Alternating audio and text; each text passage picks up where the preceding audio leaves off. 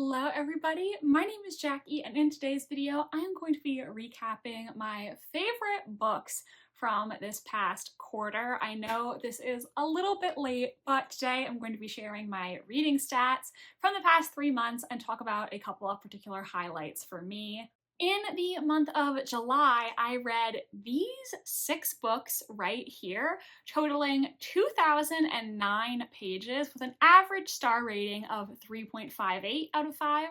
In the month of August, I read these 6 books, which totaled 2,033 pages, and my average star rating was 3.3 stars out of 5. And then in September, I actually read 9 books. Can't remember the last time I read 9 books in 1 month. They're all right here.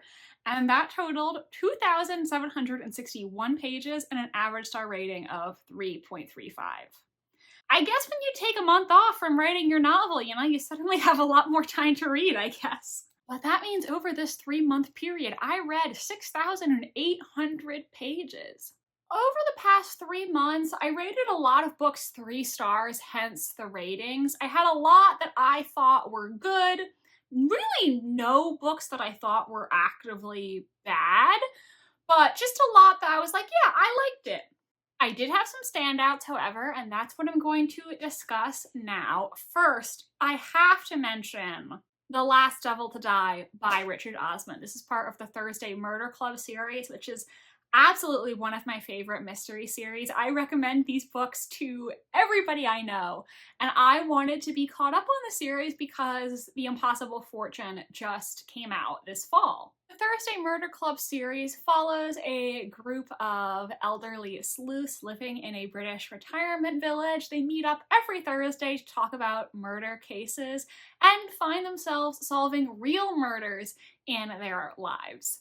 The basic premise of this book is the gang find themselves investigating the death of an antiques seller, and apparently this character appeared very briefly in one of the previous books, though I have to confess I didn't remember him at all. I'm sorry to say. I really wish books in series came with a sort of previously on, like a television show does, because a lot of times a year goes by in between me reading installments in a series, so while I can remember all the main characters and the main plot points, some of the more minute details, I have to scratch my head and be like, wait, who was that again? Or how did these two know each other? Or I don't remember that piece of lore. Yeah, I really wish they could give me like a little recap of the pertinent information at the beginning, or maybe I need to start taking notes for all of the book series I'm reading. I'm reading so many. Does anybody else out there have that problem, or is it just me? Let me know in the comment section. What I love about these books is just how likable and fun all of the main characters are. I love every single one. And this book, people told me that it was going to be emotional, and it was. It was an emotional read. I had a feeling I knew what people were alluding to when they said it was a very sad book, and I was right. It did go where I was expecting. It was very sad. I didn't actually cry, but I was in my feels. Okay, I was in my feels while I was reading. If you haven't read the Thursday Murder Club series yet, I feel like you should. They're just some of my favorite books that are coming out right now. I love this series. I love these characters. Can't wait to read The Impossible Fortune. I will be on a long wait list at the library, but in a few months, I'll be able to read it. Another book that I really enjoyed, which I know not everybody did, was With a Vengeance by Riley Sager. This book is very controversial. I've seen people who say they love it, people have seen they hate it, and personally, I leaned a little more towards love it. This book does touch on some tropes that I really love, namely, it's a mystery set on a train. It's a historical mystery, and it involves a character with an elaborate revenge plot. Like, say less. I'm there. I love all of those things. The main character, Anna, she gathers this group of people together for a train journey to Chicago, but they don't know that she's lured them all there with sinister purposes. These are people who she holds responsible for the ruination of her family, so she's brought them here to get revenge against them. However, Somebody turns up dead on the train, and this was not according to Anna's plans. So she needs to figure out who the murderer is and solve the mystery before they all end up dead. Books are obviously subjective. You and I could read the same book and have entirely different opinions on it. I will say one complaint that I heard a lot of people say about With a Vengeance is that it was too slow. And while you're entitled to that opinion, if you read this book and thought it was slow, I'm very confused, because to me it was not slow at all. Like, bodies were dropping left, right, and center. I'm kind of confused, like, what the people who thought this was slow wanted from the book, because, like, so many people were dying, you guys. So many people were dying. And personally, I was turning the pages faster than a train speeding down the tracks. I was very interested in what was going on, and there were a couple of crazy plot twists. I do think the suspension of disbelief got high in the end, but this is Riley Sager we're talking about. I respectfully see him as an author who is a little bit more campy and a little bit dramatic, but that's what we love about Riley, okay? He always delivers the entertainment, and respect to him because he's not afraid to try something different with his books and to take a risk. That's something that I applaud. I know a lot of people didn't like this one. I know the rating on Goodreads is not that high, but personally, I had fun. I think if you just want to strap in for the ride, enjoy yourself, I think this is a good book. And I'm not going to say it's my favorite Riley Sager or anything, but I liked it, and I think it deserves a higher rating than what it has. Now, there were 2 books this quarter that got 5-star ratings from me, and the first one is another mystery set on a train. What can I say, you guys? I love mysteries set on trains. I just can't get enough of them. I love the isolated setting, the luxury vibes. And I don't know about you, but I feel like my destiny is to solve a mystery on a train. You know, forced to work a 9-to-5, born to solve mysteries on historic trains. The book here is Everyone on This Train is a Suspect by Benjamin Stevenson. It's the second book in his Ernest Cunningham series, and I liked this book even better than the first one.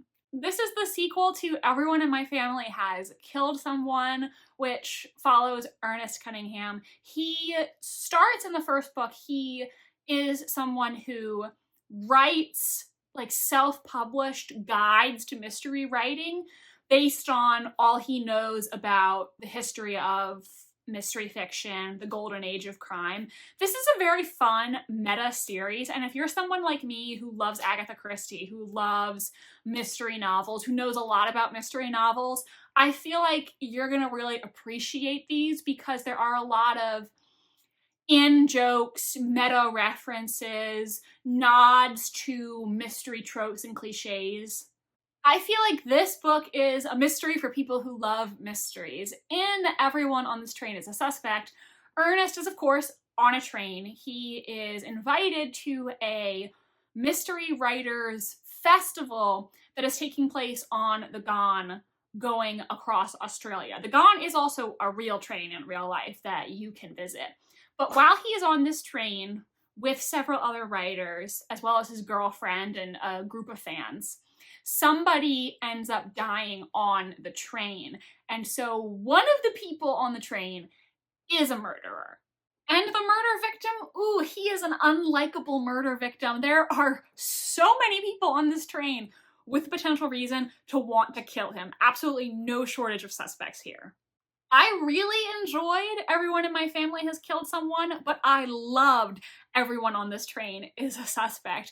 There were moments that I found genuinely really funny. Ernest talks directly to the reader in these books, breaks the fourth wall, and there were several moments where he kind of made fun of himself. Like, for instance, the climax involves a scene where Ernest has to get on top of the moving train to chase the villain, and so he says, yes, I know there's gonna be a scene where I get on top of the train, and I know you're thinking it's so cliche, but I'm telling you it really happened. And little things like that I found amusing. There's also a part in the very first chapter where he's talking about how hard it is to write a sequel, and he says, so this is the part where my publisher tells me I have to very quickly summarize all the things from the first book that you need to know, but I can't make it too obvious, and that's what I'm doing. And I found that so relatable because as an author with a 2-book contract who is currently drafting a sequel to my first book, I had to go through that exact same experience of trying to incorporate the necessary details the reader needs to know, but not make it too awkward. I hate that part of writing a sequel. So that comment just spoke to me in that instant because that was literally the exact thing that I myself was doing at that time. I just had a lot of fun while I was reading this. I was enjoying myself. I don't remember if I guessed who the murderer was or not, to be honest with you. I remember who it was, but I don't remember if I guessed. Honestly, it might have been a situation where I was just having so much fun that I wasn't trying to guess, which is a good thing. This is another mystery series that I 100% recommend. So if you're somebody who loves mystery books and you haven't picked up any of the Ernest Cunningham series yet, I definitely think you should. They're really fun. And even if you don't absolutely love the first book, I still think it might be worth it to check out this sequel because I personally liked it even more. And the last book that I want to mention as one of my absolute favorites of the quarter is Towards Zero by Agatha Christie. This was October's pick for the Read Christie read along, and I actually filmed a video where I tried to solve the mystery. I will link that in the card if you want to go watch.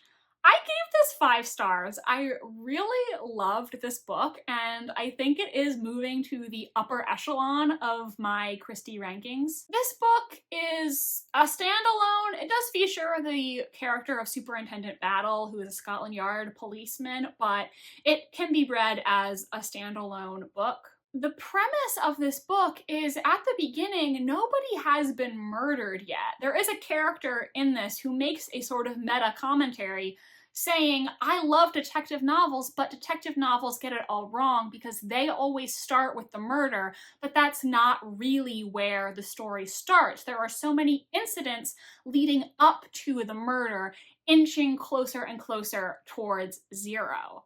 So in this book, we don't start with the murder. We start with recaps of a bunch of seemingly random or innocuous events that in the end will all prove to be extremely relevant to the murder and its ultimate solution.